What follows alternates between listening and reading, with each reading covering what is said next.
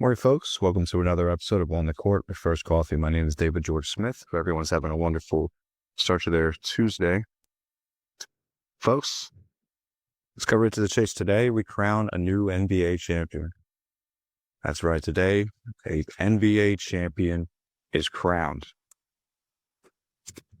Well, it's not the NBA Finals, but it is the NBA Cup Championship today tonight at 8:30. Got the Spurs taking on the Knicks in Las Vegas. Talked a little bit about that yesterday. Got a little bit into the Knicks, their aspirations this season. Sort of looking at the odds. Knicks are favored at Knicks -2.5 is the spread. Knicks are favored with a money line of -135. Gamble responsibly, folks. I'm just telling you the lines because that's the odds, and that's how it is. Looking at just anybody out tonight. Miles McBride, Landry Shamet for the Knicks, Kyle Mangas for the Spurs. Pretty even as far as statistically, the Spurs and the Knicks are statistically the same.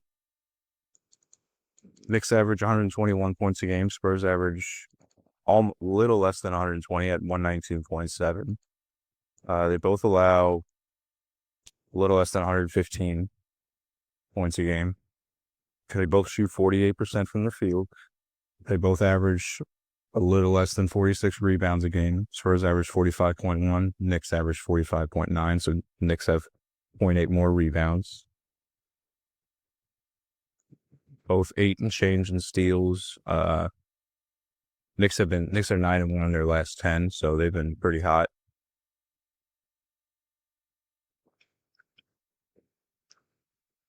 My whole thing about the Knicks this season was just the fact that they don't really have a lot of hype. So I think for them, it's more so. I think Wembanyama is going to have a good game. I don't know how many he's projected to have tonight, but I do think that they're going to feed the post. And I think the Spurs will take advantage of that. My prediction, assuming a 117, 112 Spurs. Spurs have been hot. Spurs have been hot as well. They're 7-3 in their last 10. So let me know what you guys think. I'll maybe put a poll on Instagram. Let me know what you think. Maybe on Twitter. Follow me on Twitter at GGS530. Or, excuse me, it's X now. It's not even Twitter. I'm sorry. Forgive me. X. You can follow me on X at DGS530.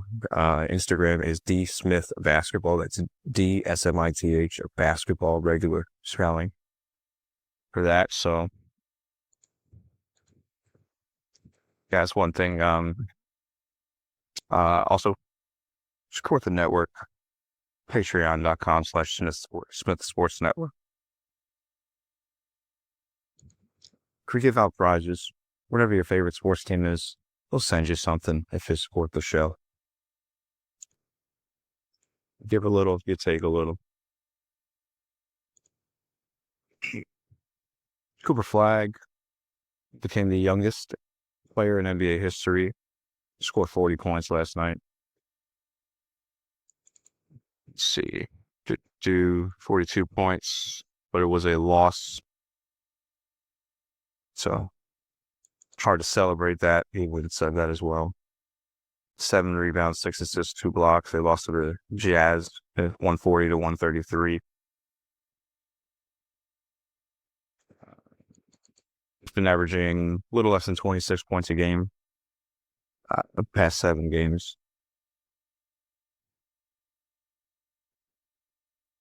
Went to the foul line 20 times, shot like 15 for 20 from the foul line. Jeez Louise.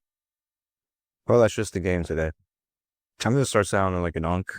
I know that because I think it's the tactic that people use where they go to the line, and they're trying to get to the line instead of just score the basket. The whole point of free throws is that you're trying to, is that, hey, this foul wasn't supposed to happen to you while you were shooting. The whole point of a shooting foul is, hey, sorry this happened. Sorry you got fouled. Here's 2 attempts for a field goal.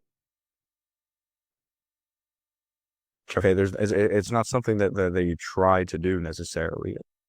Now, I'm not a professional player, maybe, but I have watched a lot of basketball my 24 years of life. And I know most people don't do that. That's not something that players do. I look at James Harden and I look at him breaking the all-time scoring, or getting into the top 10 in the all-time scoring leaders. And it doesn't impress me. It doesn't impress me at all. Free throws aren't something you try to get in basketball. They're given. It's not something that you just try to do. You don't flop. I mean, you can draw contact. That's one thing.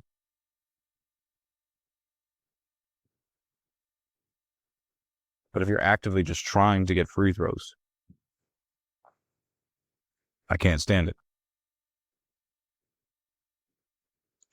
I can't stand it.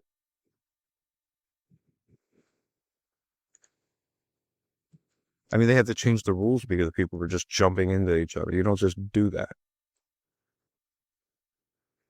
Now, Dwayne Wade, when he did it, I'm sure people were going to bring that up when they say, "Oh, well, Dwayne Wade, he used to do the pump fake. That was different. He had a pump fake. He would try to get you to jump away from you, jump when the defender was in front of him, try to jump away. It just happened to be that he would jump on him, and he would draw the contact.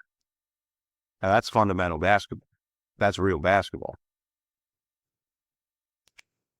When you're just jumping into your defender trying to draw the foul and you're hoping the ref gives you one, that's not basketball. All right, we're not here to shoot free throws. If you want to do a free throw contest, go sign up for a free throw contest. It started in the NBA. It really started with James Harden.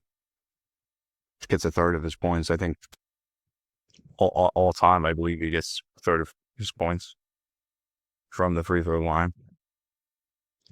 He doesn't impress me as a scorer. I don't even think James Harden is his top 75 all time.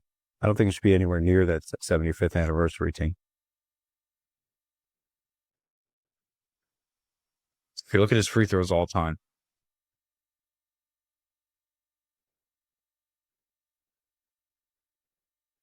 look at his free throws all time.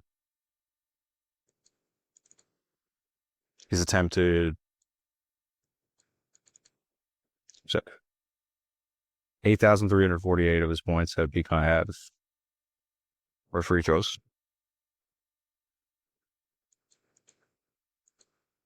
I will compare that to 8,363 field goals. It's got just as many free throws as field goals all time. That's James Harden, folks. I mean, proof's in the pudding. The devil's in the details, however you want to put it.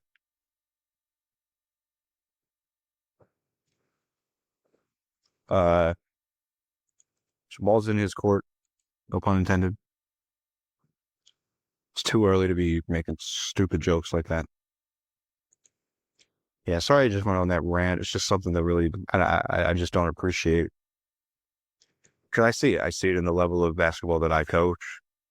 I see it getting into the college game. And it's annoying. It's annoying. I don't want to watch free throws. I want to watch basketball.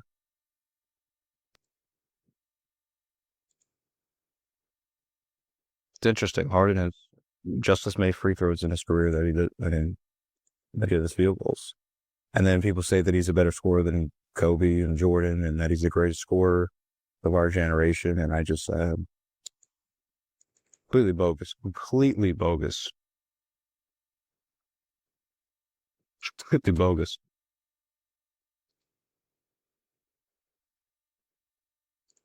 So yeah, let me know your thoughts. For sure, that's a lot of Harden fans out there. For sure, that's not a popular take, but what are you gonna do? What are you gonna do, folks? Got some college games tonight. We got Duke's taking on Lipscomb. I have never even heard of that school. Sorry to the Lipscomb fans out there. Sorry to Lipscomb University, but you're probably getting creamed. The Lipscomb Bisons. Lipscomb. That's one of those schools you tell somebody, and there you go. They always do that. Where was that? What's that? I know because that's my school. At Toledo, Michigan State, Louisville, and Tennessee. It's going to be a nice little ranked game there. Louisville's 11th, Tennessee 20. That's going to be a nice little ranked game. They call it St. John's. We got Northern Colorado, Texas Tech. East Tennessee at UNC. Arizona plays tonight at 9 o'clock against ACU. The Abilene Christian Wildcats. Yeah. I would say just tune into that Louisville, Tennessee game. Because the rest of these are probably going to end. UConn Butler. It's going to be a good game at 8:30.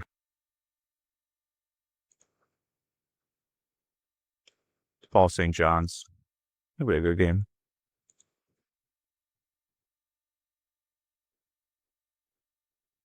Let me know your thoughts. There's not obviously the only NBA action going on is the Knicks and Spurs. That's the cup. I'm going to take the Spurs 117, 112. I think Victor Wembanyama is going to have a breakout game. Like a statement game. It'll be one of the best performances he'll have this season. And Victor Wembanyama. Victor Wembanyama will have one of the best performances of the season tonight. So, if you're a gambling person, individual, looking for a parlay, I would take the Spurs money line. I would Victor Wembanyama, only if you can legally gamble, that is. Not just saying that for legal purposes. But I think Victor Wembanyama is going to have a lot of points. He's going to have a lot of rebounds. Look at how he's been doing in the past games. Last 10 games, he's been averaging 23.6 points, 12 rebounds, 4 assists. I don't know if they played the Knicks this season. They have not played the Knicks this season, if I'm not mistaken.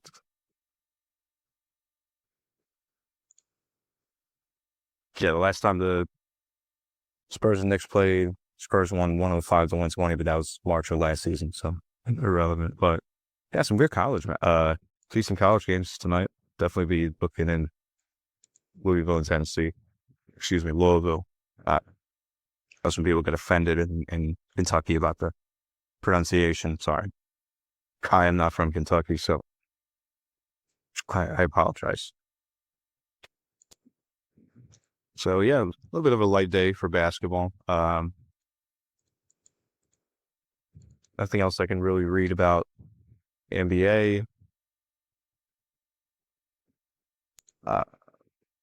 I mean, Cooper Flag's really breaking the headlines, but I mean, it was a loss to the Jazz. So, I mean, how much can you really do with that? I don't know. Maybe I'm just being a hater. Maybe I'm just being grumpy. People keep talking about the trade deadline. I don't think anything super crazy is going to happen. I mean, I don't think anything crazy is going to happen. If we look at all the teams, I mean, Trae Young's contract's expiring. Porzingis, Porzingis' contract is expiring.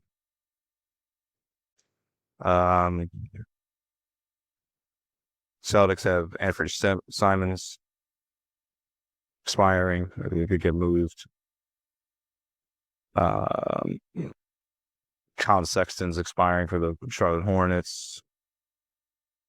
Bulls have a lot of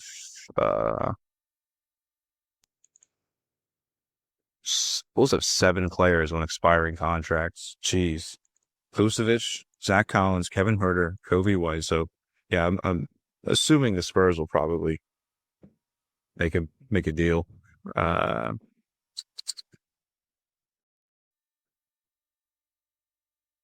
It's not going to be a very good free agent class, but they would have $70 million to spend if they make a move, or if they don't make a move, they just sit on these. They just let it ride this season. Very interesting, actually. Vucevic, Zach Collins, Kevin Huerter, Kobe White. Yeah, they could make a big package deal. I don't know who's a free agent this season. Now we're really getting into the off season.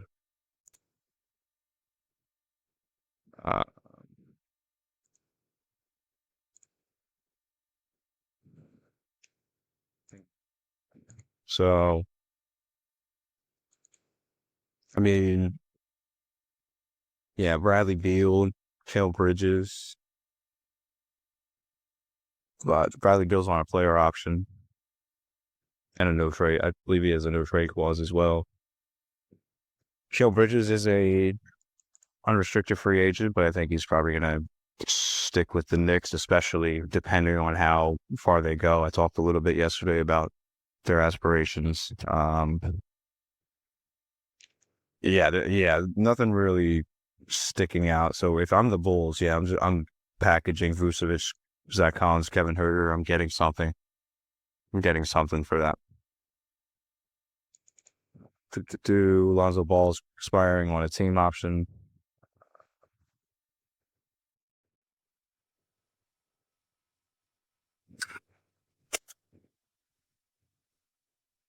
Tobias Harris contract is $26 million contract is expiring.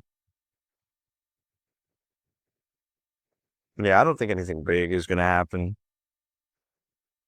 to be honest. Except that the Bulls make a big old move. But nothing I can really see. Maybe I'm wrong. I don't know. Who knows? I'm looking at a lot of guys are on player options. I don't think the Thunder are going to move any of their what 3 picks next year, 3 first round picks next year. As I said, with 2 losses in the middle of December. Insane, just absolutely insane. I mean, Tyus Jones is expiring for the Magic. Maybe somebody will try to pick him up, but I don't know. Magic are pretty much set on guard, so you could see Tyus Jones get moved. I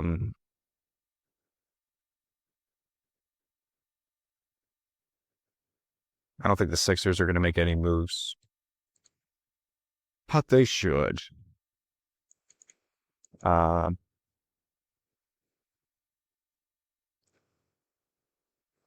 So Still looking at some of these moves.